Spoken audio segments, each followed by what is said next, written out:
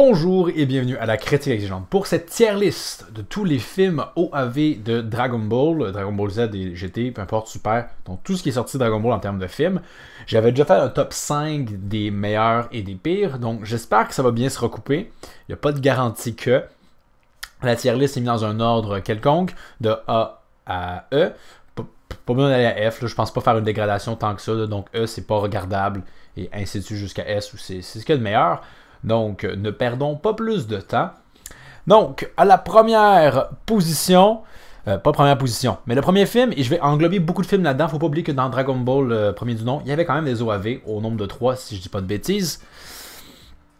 Et ils ont pas fait la postérité, je les ai regardés il y a longtemps, je m'en souviens pas des tonnes.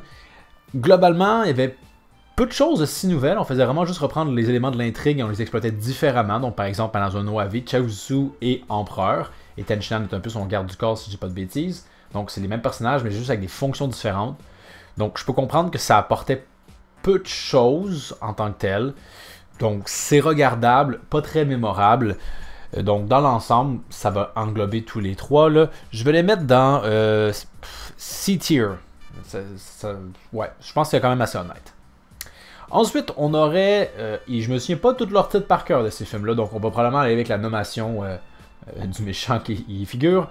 Donc, Garlic Junior, c'est un OAV que je garde un bon souvenir. Il y a des belles performances d'arts martiaux de la part de Goku et de Piccolo. D'ailleurs, une belle union entre les deux. C'est sûr qu'on fait juste repomper, mais chaque OAV le fera un peu à sa manière. Un peu les événements Raditz, on les exploite différemment. Mais ce qui est intéressant, c'est que Garlic Junior, on exploite tout le lore au travers le processus de devenir le tout-puissant.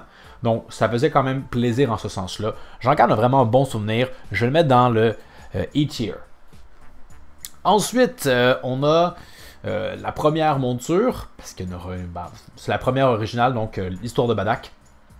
J'ai pas besoin de m'extrapoler tellement longtemps, ça développe l'or de façon intéressante, c'est un drame, c'est sérieux, la musique est incroyable. C'est du S-tier, sans aucune hésitation. Ensuite, nous avons The Battle of Gods, le premier film de Dragon Ball Super. Beerus est sympathique, mais ce film-là ouvre la porte à tout le bordel que va être Dragon Ball Super.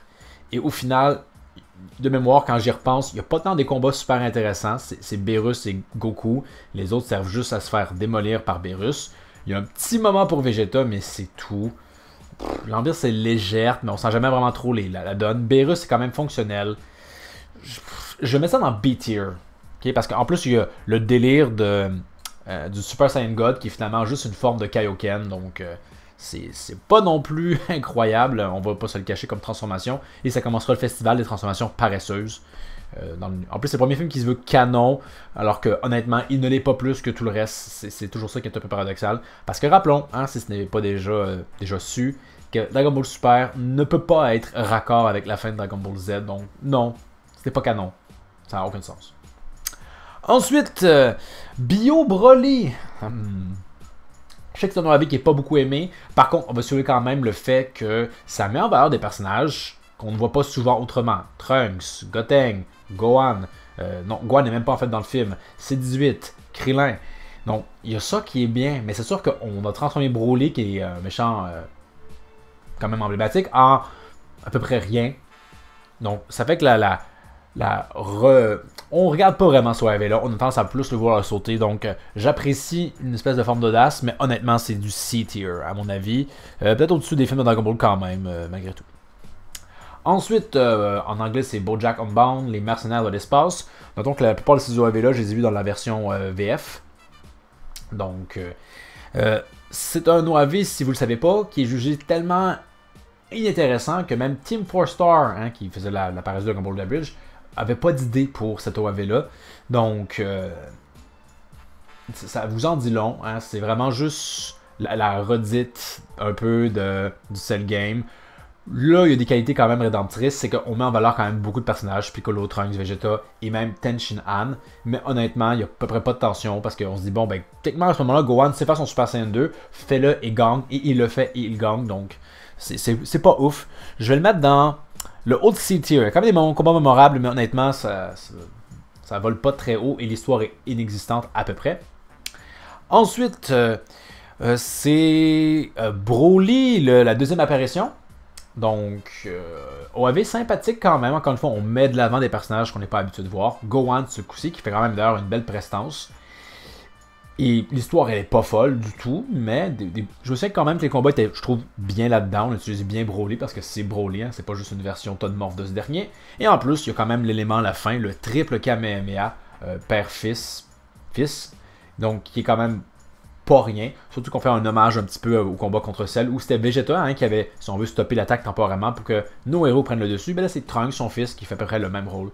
Donc, c'est bien. Je crois que j'oserais le mettre dans du B-tier, mais j'hésite encore. Il y a quand même le passage où Trunks urine sur Broly, qui est un peu...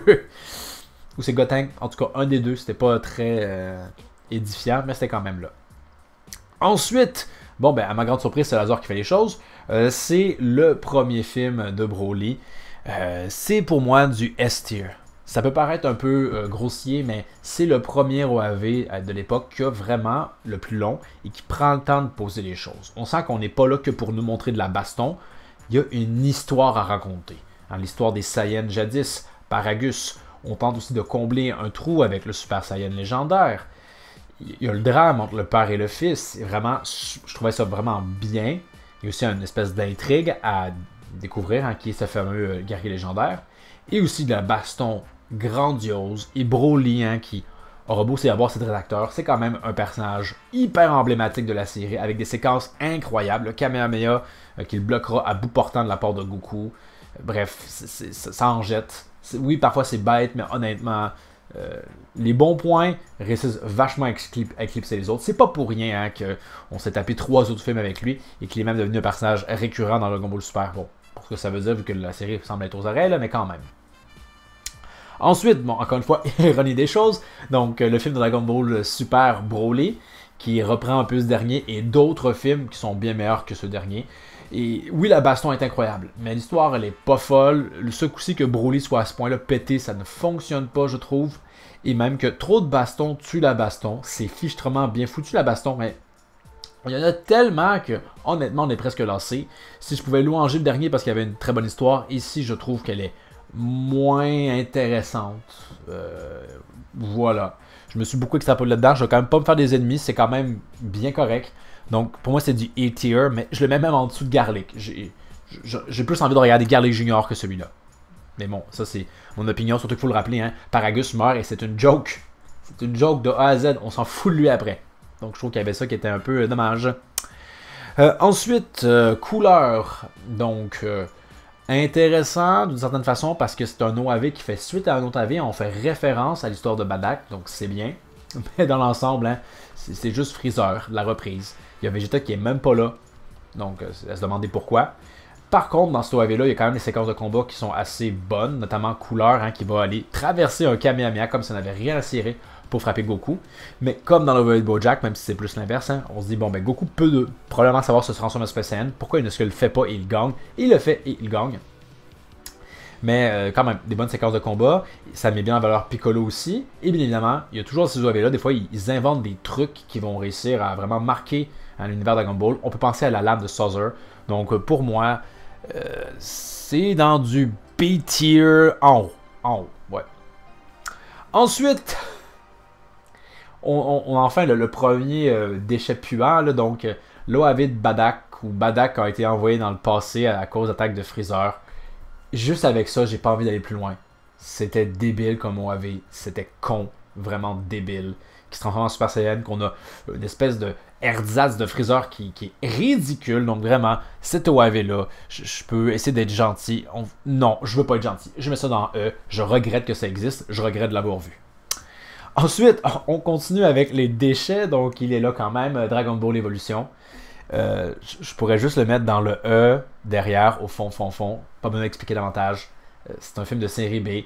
On dirait presque que c'est comme s'ils avaient voulu faire un film de Dragon Ball, mais qu'ils n'avaient pas les droits, donc ça y ressemble sans vraiment jamais y ressembler. Ça, c'est honteux comme titre. Dieu merci, on n'a jamais eu de suite. Mais encore une fois, on aurait bien aimé oui, mais que ça n'existe jamais. C'est même pas comme c'est tellement bon que ça en devient. C'est tellement mauvais que ça en devient bon. C'est même pas ça. C'est juste ennuyant. Ensuite, le film Fusion. Donc, je vais le mettre dans le S-tier. Honnêtement, là, Pourquoi? Parce qu'il y a quelque chose d'iconique dans ce film-là à plusieurs égards. Premièrement, je n'aime pas, et un des meilleurs méchants d'OAV, je trouve. Oui, on pompe un peu Boo, mais on arrive vraiment à sentir quand même cette différence-là. Il est fascinant, je trouve, dans ses deux formes. Personnellement, j'ai une préférence pour sa forme grosse.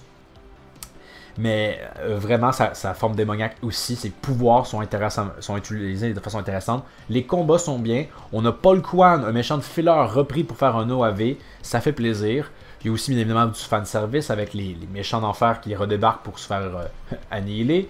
Il y a Gotenks et Trunks qui vont affronter dans la version non censurée, bien évidemment. Adolf Hitler, donc il y a ça. Et Super Saiyan 3 Hyper Class. Et bien évidemment, il y a la fusion de Gogeta qui est courte mais diablement efficace. Et il y a aussi une certaine émotion hein, quand Vegeta va redevenir finalement juste une âme sans apparence physique. Donc, je trouve vraiment que c'était un OAV excellent. Donc, S-tier à mon avis, mais quand même, on va le mettre en bas, pas si haut dans la liste. Ensuite, on a la menace, le film avec Slug. Bref.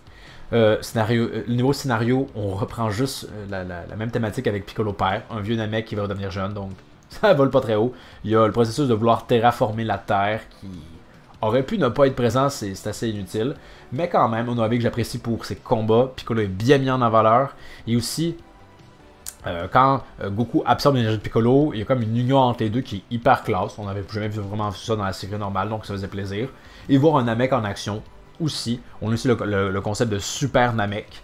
Donc c'est vraiment un OAV que j'apprécie quand même assez bien. Je vais le mettre dans A-tier, mais on va pas déconner quand même. En dessous de Broly, je dirais. Ouais, donc je l'apprécie quand même pour ses combats. On notera aussi qu'il y avait une espèce de demi-Super Saiyan, parce qu'il ne pouvait pas le faire encore à l'époque. Fait que quand même, c'est un élément intéressant qui rend cet OAV-là unique. On n'est pas juste dans la repompe sans aucune originalité. Ensuite, Resurrection of F. Hey, ça va pas voler haut. Je vais être gentil le mettre dans D-tier. Je trouve que ça rendait pas vraiment service au personnage de Freezer. C'était une prémisse ridicule. Ils ont pas su livrer la marchandise. Tortue Géniale devrait pas être là. C'était un peu le Battle of God, c'était un peu la crainte de comme ok, ça va déjà pas super bien, mais espérons que ça ne dérape pas trop. Ce film-là était la preuve que ça allait déraper, qu'ils ne savaient pas quoi faire, ils ne connaissaient pas les rapports de puissance, et voilà, le Super Saiyan Blue, etc. Donc non, vraiment. Et en plus, ils ont fait une purge en l'adaptant en animé pour en faire une pire version. C'est vraiment ridicule. Ramener Freezer pour qu'il perde exactement de la même façon, à quoi ça servait? Ensuite, l'offensive des cyborgs. Lui ne volera pas très haut. C'est des méchants pas charismatiques. 2 sur 3 de ces androïdes-là ne parlent pas. Et celui qui parle n'est pas plus mémorable. Juste à la fin, quand il y a comme une collaboration pour permettre à Goku de faire le Genki Dama. D'ailleurs, hein, si vous ne le saviez pas, dans la plupart des OAV, il y avait la mode de faut faire un Genki Dama. Donc ici, au moins, il y a la différence, c'est que Goku absorbe le Genki Dama en forme Super Saiyan pour faire quelque chose de différent. On peut le saluer, mais honnêtement, il n'y a pas d'histoire. Ces androïdes-là débarquent, on les affronte, c'est fini. Il n'y a pas d'histoire. C'est un des OAV qui a le moins d'histoire possible. Donc, honnêtement, je vais le mettre dans D-tier et juste pour embêter Resurrection of F, je vais le mettre devant. Je vais le mettre devant, que j'ai dit. Ensuite, on a l'histoire de Trunks. J'ai pas même extrapolé très longtemps. Donc, ça développe ce chapitre spécial-là. C'est hyper intéressant. Il y a quand même des combats bien foutus. Il y a un drame là-dedans. Donc, forcément, rendu S-tier. Et je vais mettre ça devant Broly. On ne déconnera pas quand même. Il y a un sérieux là-dedans qui est assez intéressant. Ensuite, les 100 000 guerriers de métal, en tout cas traduction française, donc Metal Cooler. Si Cooler c'est pas inspiré, c'est encore pire. Hein, comme Freezer est devenu un mecha, son frère aussi. Donc non, je me souviens qu'il y a quand même des combats intéressants, mais pas des tonnes. Piccolo est mis en valeur, c'est bien. Ça se passe sur Namek, ça change absolument rien à l'électrique, qui est d'ailleurs presque inexistante. Mais ce qui est intéressant, c'est que la menace était une des plus fortes. Hein. Un seul Metal Cooler a mis beaucoup de difficultés à 2 Super Saiyan. Il y en avait 900, en tout cas beaucoup d'autres, ils sont 100 000. Donc c'était la plus grosse menace. Nos héros ont réussi à vaincre ça, c'est presque irréaliste, mais quand même. Donc c'est dans du C-tier, et je vais mettre ça devant Bio Broly. Donc il y a des moments intéressants, mais des moments quand même plus intéressants dans l'histoire de BoJack. Après coup, on a The Tree, en tout cas Thales, bref. Inintéressant au possible, il n'y a à peu près pas de scénario. Oui, ça met un peu... On voit en fait Chaozu et les autres se battre pour ne pas réussir à vaincre un seul homme de main. à quoi bon. Il y a quand même des séquences intéressantes avec Goku, mais ça va jamais loin. Piccolo est ridiculisé, donc non, ce OAV-là, surtout qu'à l'aise pour qu'il ressemble à Goku, c'est pas exploité, ça sert absolument à rien.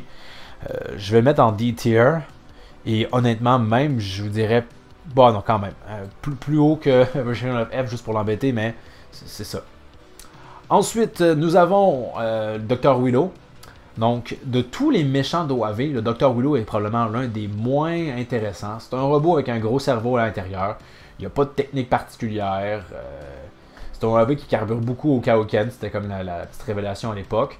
Au niveau de ses sbires, ils sont aussi très oubliables, honnêtement.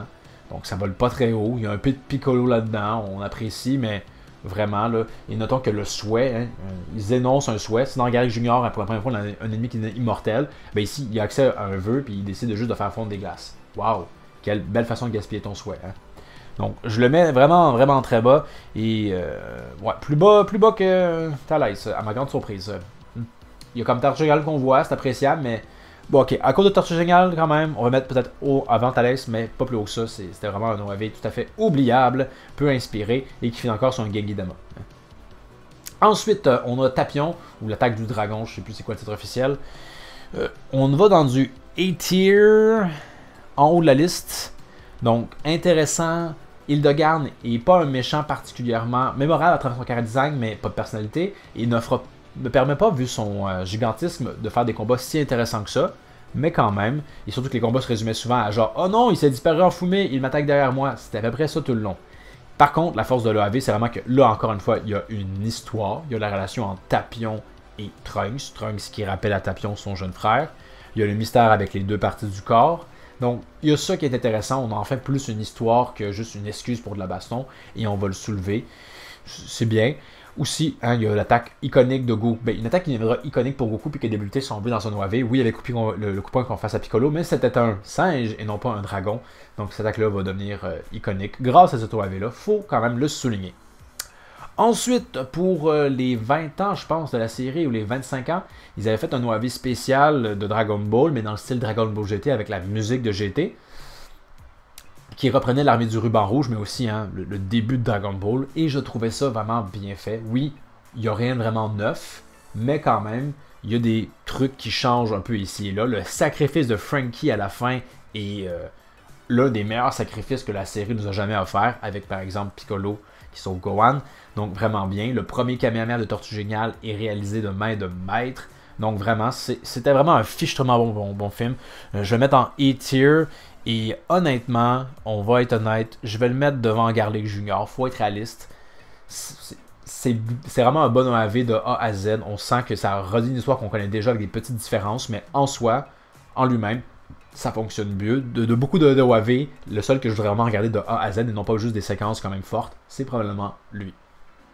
Ensuite, il ne faut pas oublier qu'on avait aussi un film, un OAV de GT. J'en garde pas beaucoup de souvenirs. Hein. C'était le petit arrière-fils de Goku ou de Pan, je ne sais plus quoi. Trop quoi. Il part en aventure, il va découvrir le Super Saiyan. C'était nul, mais nul. Vraiment pas très intéressant.